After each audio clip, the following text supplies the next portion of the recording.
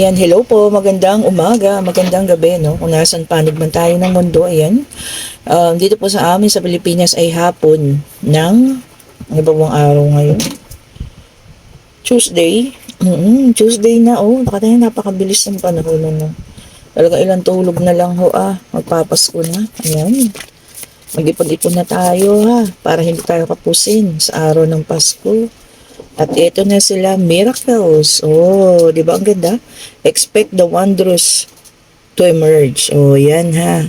Yan, sabi may mga milagro daw tayong mararanasan kung ano man yan.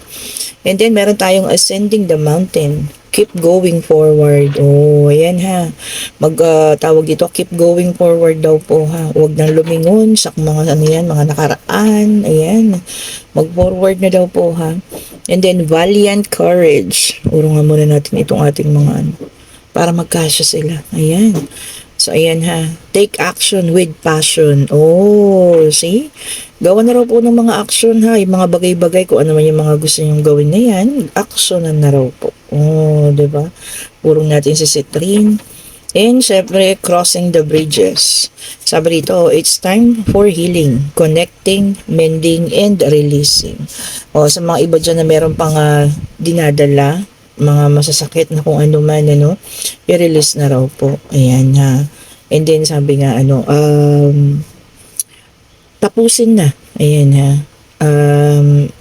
Alisin na kung ano man yung mga bagay na nakakasakit sa inyo, no? Tapusin na raw po yan. Okay. Oo nga naman, ano? Kasi syempre, kung lagi na lang yan kaakibat ng ating sama ng loob, ano? Naku, parang hindi tayo nakaka-move forward. Kasi yun na lang lagi mong iniisip, no? Nawawala na yung focus mo sa mga bagay-bagay. Yan po, ha? So, sabi ko, bitawan na, i-release na. O ano man yung mga bagay na yan, ay sobrang nakakasakit sa inyo, ha? Ayan. Ano kaya itong susunod natin makukuha? Ito naman para sa may mga situation, situational reading naman. And timeless po ang ating mga reading ha. So kung anong month mo ito napanood o anong year, maaaring doon ito na nag-a-apply po sa inyo ha. Okay, and then meron tayong Page of Swords. Ano ito? Bakit Page of Swords ang aga ha? Uy, magkasunod pa talaga. So mayroong ipinaglalaban, ano? And then, meron tayong 7 of Wands. Ayan. Okay. Ito na, dalawa agad. Unahin natin to. And then, meron tayong Queen of Cups. Medyo maramdamin na tao. And then, the Judgment. Okay. Meron tayong paggising or awakening. Kita nyo, yung angel, nag-triumph. Ano yung triumph? Ano yung trumpet, sorry, triumph. Ayan, nagising. No? Yung parang mga natutulog sila, no? Ayan. So, awakening, the judgment. So, may pagising na, ha? Okay po. Kung ano man itong pagising na ito. Tignan pa nga natin, ano? Ayan, salamat po pala sa mga nagpa-reading, ha? Sa mga bumili ng ating mga necklace, sa mga bumili ng ating mga bracelet. Bukas po ako magpapa-JNT ha, yung mga bumili ng salt bath bukas po. Para by, I think, Huwebes, ma-receive nyo na. Lalo na yung mga nasa Metro Manila lang ha. Okay po, ayan. Para ma-receive nyo na po yung mga items ninyo. Okay? So, okay na yun. Hindi ko kinuha yung isa para saktuhan lang tayo ha.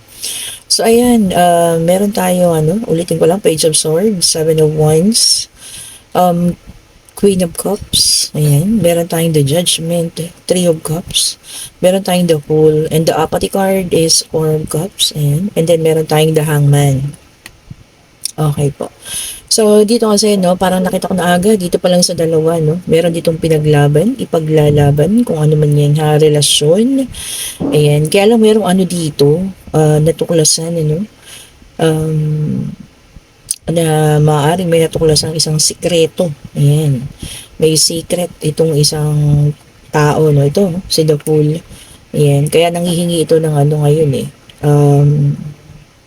ang tawag dito, ng freedom niya, So, nanghihingi siya ng freedom. Ayan.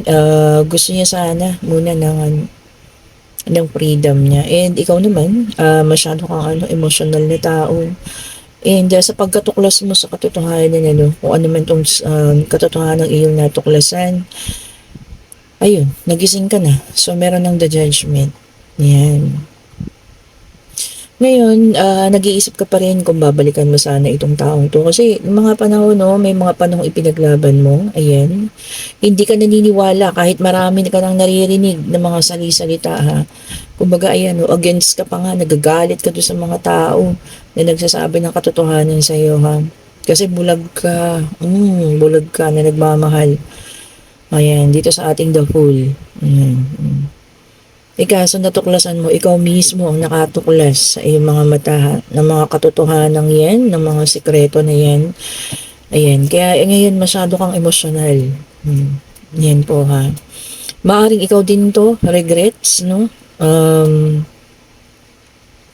Maaring kasing nagsisisi ka kasi nung una pa lang marami nang nagsasabi sa'yo pero wala kang pinaniniwalaan.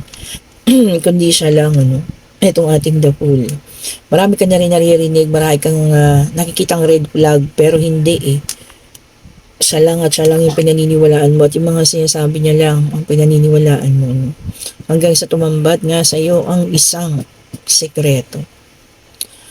Okay. Maaring ikaw din ay ito nga nakahang.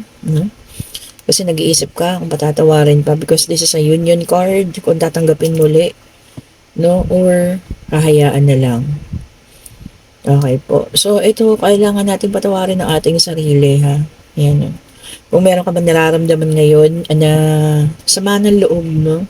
Or galit sa sarili mo kasi nga para kang pinagmukha kang, alam niyo yun, yung wala kang alam, pero yun na pala yung nangyayari, no? Ayan po. Kumbaga, alam mo na eh. Kumbaga, sinabi na sa'yo eh. Pero hindi ka naniniwala. Hanggang sa ikaw na yung nakatuklas ng katotohanan. Ayan, so may malaking sikretong mabubunyag, ha. Kung sino naman po ito sa inyo. The same thing, the hangman. So, merong ito ngayon taong naka-pause lang, naka-surrender, and letting go na nga po. Yun, no. So, yun naman ang payo ng baraha sa inyo. Kung hindi na kaya, ang mga bagay-bagay, let go na raw po, ha.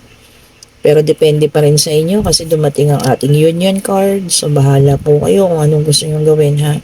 Sa pagtuklas nyo ng mga katotohanan ito, kayo po ang magdedesisyon kung inyo pa bang tatanggapin yung mga paliwanag, yung mga eksplanasyon. Kasi baka puro kasinungalingan lang yan, ha, para mapagtakpan ng katotohanan po. And then, meron tayong Knight of Swords. Ayan. Kailangan daw po rito ng mabilis na pag-action. Ayan. Mabilis na pag-iisip.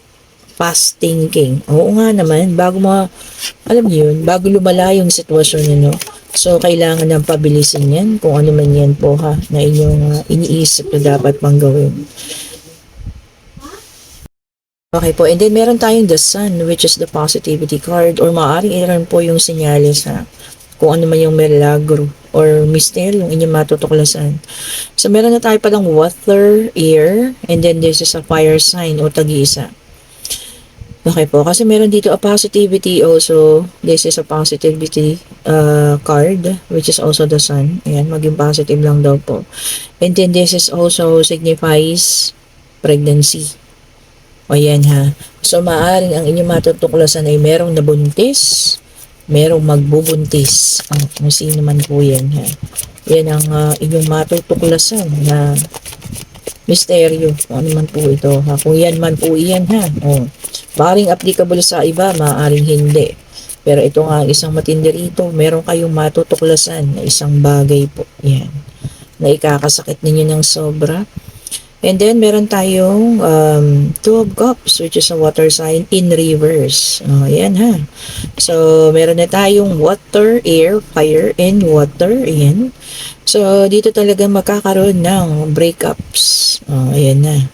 Sinabi na po, ha. Binigay na ng ating card. So, meron talaga magkakaroon ng pagbe-break. Pagtatapos ng isang relasyon. Siyempre nga naman, ikaw ba? Sa bagay, depende rin po sa inyo eh. Kasi kung kaya niyong patawarin, kung kaya niyong patawarin na nakabuntis, or kung may nangyari sa kanila, or ano man, na ikaw mismo yung nakakita, no? So, depende talaga po. At ito naman ay para sa ilan, meron tayong Eight of Swords. Ayan po ha. Yung iba sa inyo, magkakaroon ng negative thoughts. Oh, ayan. Siguro sa mga pangyayaring, no, kung ano man yung mga pangyayaring inyong nasaksihan or na-involve kayo, kadalasan negativity na yung pumapasok sa isip ha. Huwag daw po ganun ha. Stay positive lang po para ma-attract natin yung mga positive things. And then, meron tayong the world. Yung iba naman sa inyo, magkakaroon na ng pagkabuo. Pagkabuo, diba? Sana all, mabubuo ulit. Lalo na yung mga dinurog dyan ng puso, ha? Maaaring matagpuan na yung taong magpapabuo sa kanila. Ito talaga umikot. Nakita nyo ba yun? Umikot talaga siya. And then, kaya pala, si King of Wands. So, ayan, ha? Yung kanina ha, meron na taong magpapabuo sa inyo, mag-aayos sa inyo, mabubuo kayo ulit, para durugin. Hindi naman gano'n. Sana hindi naman po ganun ha. Yan, yung taong bubuo sa inyo ha. Yun pala is an earth sign, and yung kanina is an air. So, ayan po lumabas na lahat ng ating mga sign ha. And then, meron tayong King of Wands. Ito nga yung biglang umikot, which is a fire sign. Ayan. Yung iba sa inyo makakakilala ng isang taong natural born leader o kagawad, kapitan ng barangay. Hindi naman. Maaaring ito po ay isang taong magaling mag-lead, no? Kumbaga ang mga pangkaraniwang tao ay nakikinig sa kanya. Di ba? Maaaring ganun makakilala kayo, maka-encounter kayo ng mga ganyang tao. At least, mabuting tao yan ha. Mabuti kung i-guide tayo or ililid tayo sa mabuti. Huwag lang sa masama. Di po ba? And then, meron tayong the judgment. The judgment ulit, kaya lang naka-reverse this time. Yung iba sa inyo magkakaroon ng lack of, tawag dito, self-doubt, sabi rito, no? Pagdududahan ng sarili. No? Baka maaaring ganun nga, no? Sa mga naranasan, ayan.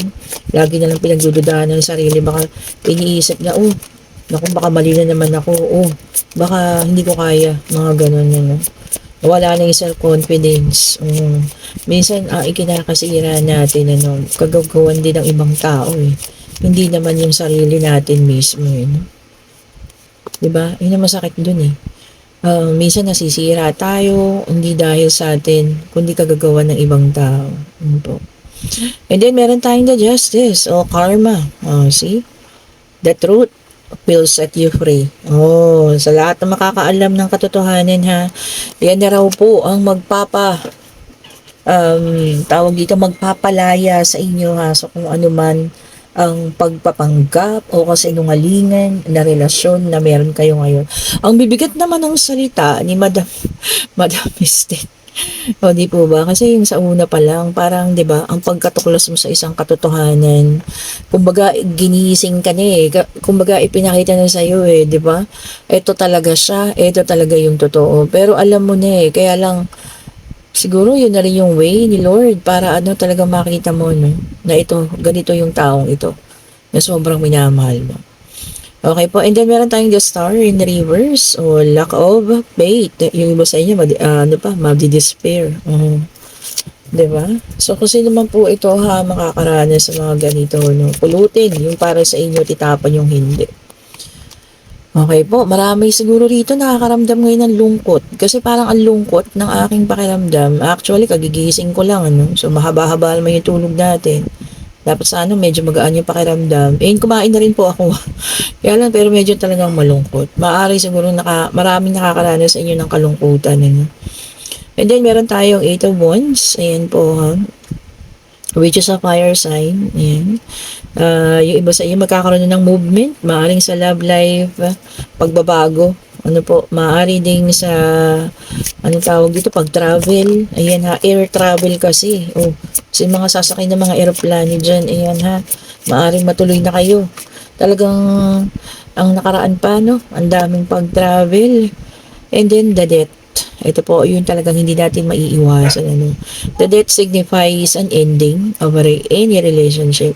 And it also signifies a beginning, new beginning para sa iyo, new beginning para sa isang relasyon. Depende po, ha? So, ayun, lumabas na. Talagang hindi natin mapipigilan kung doon na talaga papunta, no? And then, siguro mas mabuti tanggapin na lang din natin. At least, nalaman mo yung katotohanan, ano, before it ends, no? So, at least, alam mo po yung totoo. And then, meron tayong Eight of Pentacles in reverse. Ayan. Yung iba naman sa inyo, magkakaroon na lang ng ano daw, perfectionism. Oh, di ba? And, kumbaga, iisipin na lang ngayon na maging maayos ang kanilang buhay. Ayan. Gusto na lang sana maging perfect na lang lahat, no? Meron bang ganun? Hindi naman. 'Di ba? Meron at meron pa ring dadaang hindi maganda eh, no? Minsan kung akala mo perfect na pero minsan hindi pa rin eh. Oh, 'di ba? And then meron tayong Six of Pentacles, ayan, self-care. Oh, unahin muna ang sarili po. Ilang beses na paulit-ulit sinasabi yung self-care ha, simula pa kanina. Ano man daw po mangyari, unahin lagi yung sarili ha. Lagi ko pong sinasabi yan. Ayan po, self-care. And then, meron tayong Knight of Wands. O, ano daw? O, kahit ano man ang mangyari, makipaghiwalay man. O, ayan, meron taong bagong parating sa inyo, ha? Ayan, maaring matagalan man ito. Pero siguro, kung matatagalan man ang pagdating ng taong ito, siya na nga yung tao na tunay na magmamahal sa inyo. Sa ngayon, dito, sabi rito, Seven of Cups, marami sa inyo ang maraming opportunities na darating ha. Oh, yan. So, marami po ang parating na mga opportunities. I-grab nyo na yan. Kung sino man po ang makakaranas sa mga yan ha, huwag ninyong palampasin. Hindi yung hahayaan nyo lang siya na dumaan dyan. Ako, sayang po ang mga oportunidad na yan. Kakaisip nyo doon sa mga taong nanalakit sa inyo. Naku, hayaan nyo na po yun ha. Okay po, hayaan nyo na po yan. And then patience. Some things still need to be dealt with for this connection to manifest. O yan. Yung iba naman dito, no, siguro, meron ng mga ka-talking stage. Ayan. Kaya lang parang nababagalan sa mga aksyon ng mga taong kausap nila. Ayan. Habaan daw po ang pasensya. Siyempre, mas maganda yung kilalanin nyo rin ng husto, ha? Ang taong kadiling nyo ngayon. Bago po tayo, pumasok na naman sa panibagong relasyon. Oh, di ba? Maganda yung usap-usap stage muna kayo. Dating. Ayan. Yung masaya lang. Oh, and then, true love. This is the romance of a lifetime. True and lasting love is here for you. O, yung iba naman makakahanap na ng true love. Sana, no, gusto ko sana ako dinadasal ko lang palagi po, no, yung lahat ng mga taong nasaktan, lahat ng mga taong naloko, no, sana dumating yung tunay at totoong pag-ibig po, no, para sa kanila. Yun lang po talaga yung dinadasal ko. Kasi, ano pa ba, what more pa yung dapat maramdaman ng taong ito para sumaya naman? Di po ba, no? Yun lang yung lagi kong hinihingi. Yung sa mga tao na pinagdadasal ko, or yung mga nakakaranas ng sobrang hirap, o yung bigla na lang iniwanan ng mga kapartner nila, asawa nila. Tapos sila ngayon yung nagtataguyod sa anak, sila ngayon yung nagpapakahirap para mabuhay ang pamilya, no? Yun, kumbaga yun lang yung pinagdadasal ko. And hindi man, or maaring hindi man swertehin sa kapartner, ano, sana sa financial na lang. O di po ba, ibuhos lahat ni Lord. Okay? O talagang sabi rito, keep the door open. Don't be so focused on a closed door that you don't see the ones which are open for you. Ito, sinasabi rin, ano, kung lagi mo pang iniisip, yung mga taong umalis na sa buhay mo, or yung mga taong kumbaga binitawan ka na. Naku, hindi mo na po makikita yung mga taong parating, kaya hayaan mo na daw po yan. Bitawan na rin po sila, ha? Hindi na po sila makakabuti sa inyo. Okay po? So, bitawan na po ang mga taong ganun, ha? Ito na yung see? Talagang magkakasunod, ha? Ang galing ng ating mga baraha ngayon. And then, let go of the need to control. No, sige. Allow the situation to unfold naturally. Hindi na po natin makokontrol ang mga bagay-bagay. Hayaan na raw po, ha? Ibigay na. Ipagpasa Diyos na. Hayaan na raw po ng universe ang gumawa ng iyong tadhana. Oh, hindi na kasi natin kayang kontrolin minsan, ano. Kahit pilitin pa natin ang mga bagay-bagay, kung talagang wala na tayong magagawa. Okay po. Ayan, ito na ang ating yes and no card. Ayan, this is my first card. Ayan, tignan nyo, oh, luma na rin siya. Ano. Pero hindi ko to pinababayaan at hindi ko to iniiwan kung saan-saan. Ha. Pwede tayong magtanong, ayan po ha, pwedeng sa love life, financial, pag-ibig, sitwasyon, ayan, tungkol sa pag-aaral, kung ano man yun ha, tingin po natin ang kasagutan, divine universe, ibigay mo po sa amin ang kasagutan sa katanungan ng kanilang mga kaisipan ngayon ha. Ibigay mo po sa amin ang kasagutan. Ayan. Binibilisan ko na po kasi may mga nagko-comment ang bagal daw. O, diba? Pasensya na po ha. Minsan kasi talaga makuwento ko eh. Pasensya na po ha. Ayan. Ayan. Eto na. Uy, biglang nag-flip iyon. Uy, see, tignan nyo nga. And ang sagot ay yes. And meron tayong 11. So, signifies November din. Paparating na buwan. O, and then justice. O, see? Karma. So, lahat ng mga tao na nakagawa ng hindi maganda sa inyo, ayan, paparating na po sa kanila yung karma and may signifies 11 dun ha. Baka may November. May November, binigyan natin ng buwan, ano. Anyway, kung ano man po yun, napaparating sa kanila, deserve din nila yun, ano. And ikaw, kung good karma yung paparating sa'yo, deserve mo po yan. Okay. And yes po ang sagot ha sa kung ano man yung mga itinanong ninyo. Okay. And kung nagugustuhan niyo po ang ating mga reading, pa-like, pa-subscribe, pa-share, and hit the notification bell po. At maraming salamat po sa mga bagong subscribers, sa mga nagbabalik, sa mga dati na, sa mga nauunang nagko-comment. Maraming salamat sa inyo dyan ha. Sa walang sawang pagsuporta po and talagang papalaki na ng papalaki ang ating pamilya. Ayan. Hintayin niyo po by December po ha. Siguro mga first week ng December. Ayan po ha. I-message ko po kung sino yung mananalo ng ating munting mga paregalo. Ayan, excited na ba kayo? Surprise po ha ang ating mga regalo. Siguro pipili na lang ako ng 10. Ano? 10 po yan na pipiliin ko ha. Ayan. Yung mga nagchat-chat sa akin, ayan, pipili din po ako yung mga nakaka-chat ko na sa messenger, ano. Ayan, pipili po ako sa inyo. And dun sa mga, ano, sa mga naging friend ko na, ayan ha, sa mga talagang naging close ko na, mga lagi, no, mga nagpapaalaga, ayan, huwag kayong mag-alala, may regalo rin kayo sa akin, o, diba? Basta mga first week ng December, siguro naayos ko na yan, and mapapa-JNT ko na lahat ng sabay-sabay po, ha. Keep on commenting po, ayan, mag-subscribe kayo, bago, at yung mga dati ko pang mga subscriber, ayan, lahat po kayo, ha, pipili po ako sa inyo, random po yan. Okay po, maraming pong salamat ulit, at syempre, commercial. Ayan, sa lahat po na may gusto ng ating mga merchandise, ayan, meron pa rin po tayo ha. Ang napakabenta nating Evil Eye set. Ayan, di ba? Meron tayong pinadala sa Hong Kong yung hindi pala Korea, and then meron na Hong Kong, and then meron na tayong sa Europe. Ayan, sana maging global na to, no? Di ba? Napakaganda naman po kasi ng quality, talagang hindi nagtatarnish. 100% po yun, guarantee. Tingnan niyo naman tong sa akin, buwan na yata ito, no? Parang isang buwan at kalahati na po. So, wala naman pagbabago. Ganun pa rin siya. Ayan, and syempre para sa love life ninyo, ayan, meron na tayong rose quartz. Ayan po ha. Marami tayong mga stock ngayon. Talagang nagpakuha ako ng mga stock ngayon kasi alam ko magde-December, pwede rin itong ipangregalo ha. And then meron tayong black tourmaline. Ayan. Turns, tawag ito, negative energy into positive. And yan, meron tayong amethyst. Okay po. Ang amethyst naman natin ay parang 3-in-1 na siya. Good health, good fortune. Ayan, sa love life na rin.